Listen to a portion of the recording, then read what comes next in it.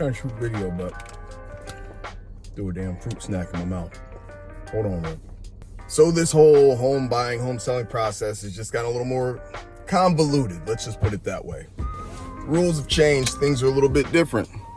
And so in this video, I'm going to break it down for you and try to simplify it. It's hot, so I'm going to roll with the windows down today. Let's open up that sunroof too. So one of the first major changes is, in order for you to go out and see houses, you're going to need to have a signed buyer brokerage agreement with your agent. That's one of the new rules. What does that mean for open houses? Well, open houses are a little bit different. You can go and check out an open house without having a signed agreement with an agent. That's okay. You don't need an agreement to talk to an agent, because at some point in time, some people like to interview different agents, or at least reach out to an agent because they have questions. That's still okay. The other thing that's changed is how agents are being compensated. It's gotten really bright, really hot, so let's switch to AC. The game done changed when it comes to compensation. The way compensation is now working out is it is a negotiation between the buyer and their agent.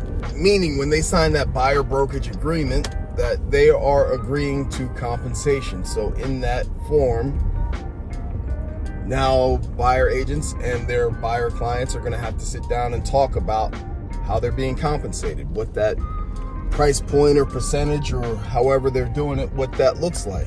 So that information is going to be sorted out before you even go look at a property.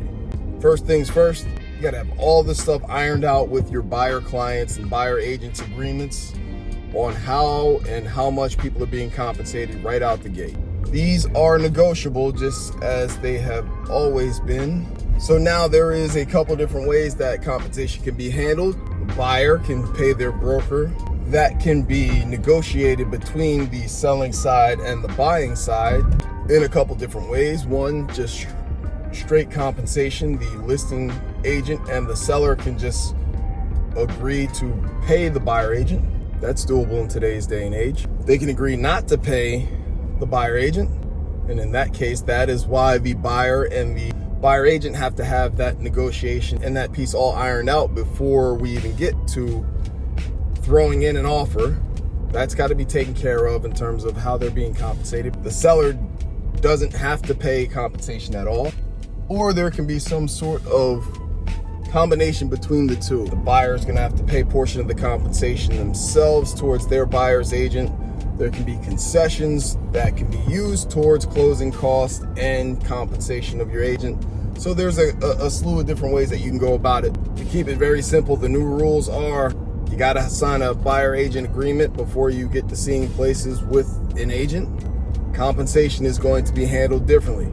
This is going to add a little more paperwork to the process. The major changes that are coming to the game are just simply put, they're just that. How are people being compensated is going to be switched up, and it's going to be a little bit different. Signing buyer agency agreement before you get the process rolling. If you got questions and you want to throw them in the comments, I don't know, maybe I'll make a video. Fire away.